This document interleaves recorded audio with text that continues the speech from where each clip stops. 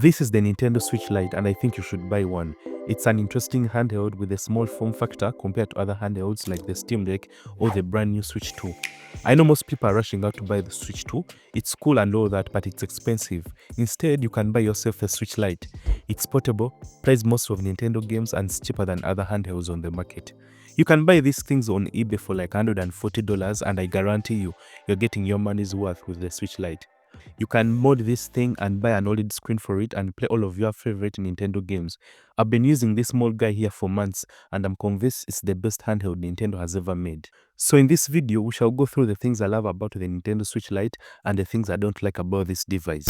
The Switch Lite cost me around $150, which is half the price of the Nintendo Switch 2. This makes it an excellent budget-friendly entry point into the Nintendo Switch ecosystem.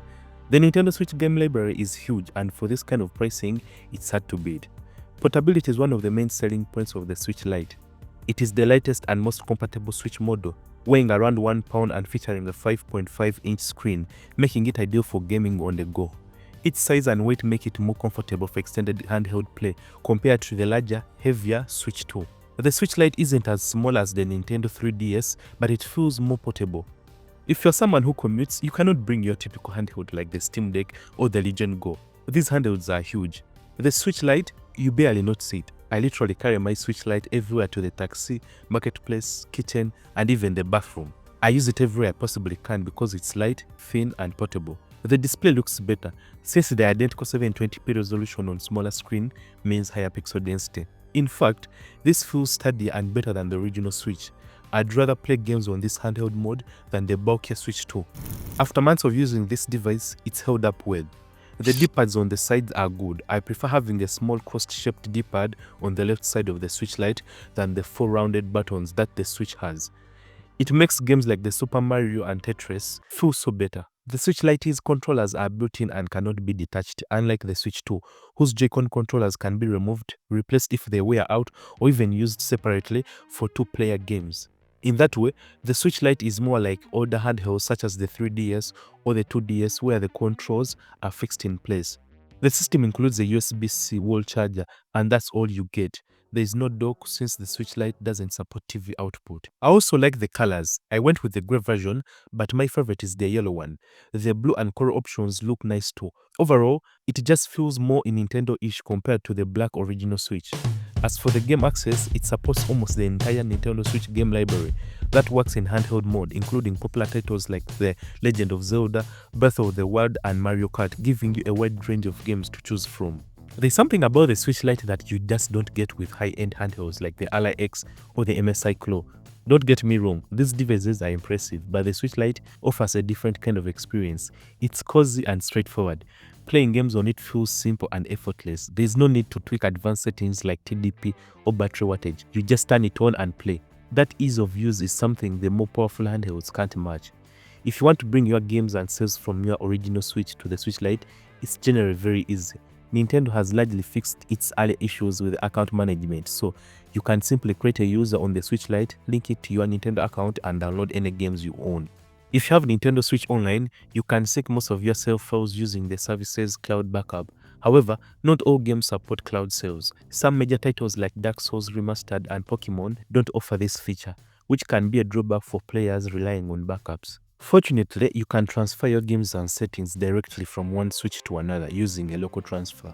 However, there is no simple way to copy save files from one microSD card to another or back them up using a computer. Just a quick reminder, if you're enjoying this video, go ahead and give it a like and don't forget to subscribe to the channel for more content like this.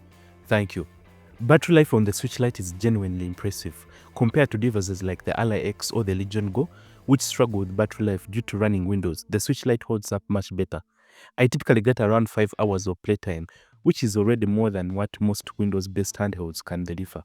Nintendo claims it can last around 7 hours, and I would say that's possible under light usage. Personally, I get between 5 to 6 hours, but I always keep the screen brightness maxed out, which definitely affects battery life. Honestly, that's what I need from the Switch Lite. Like I said, I play this when I'm commuting, laying in my bed, or just going to the market.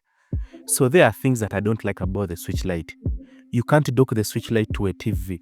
It lacks video out over USB-C, unlike the regular Switch, which means it's strictly a handheld device, not a hybrid console. That also means no big screen couch gaming, and it basically eliminates local multiplayer unless you have another Switch. Technically, you can pair additional controllers and gather around the Switch Lite's small screen, but let's be honest, that's a terrible experience. The Switch Lite doesn't even have a kickstand, so it's awkward and impractical for shared play.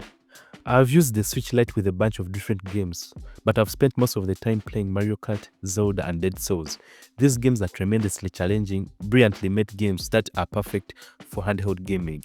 Nintendo keeps releasing games and most of them are perfect for kids. That's my favorite part of what the Switch does, and that Xbox and PlayStation platforms are completely bad at. This is a system I can let the kids dive into.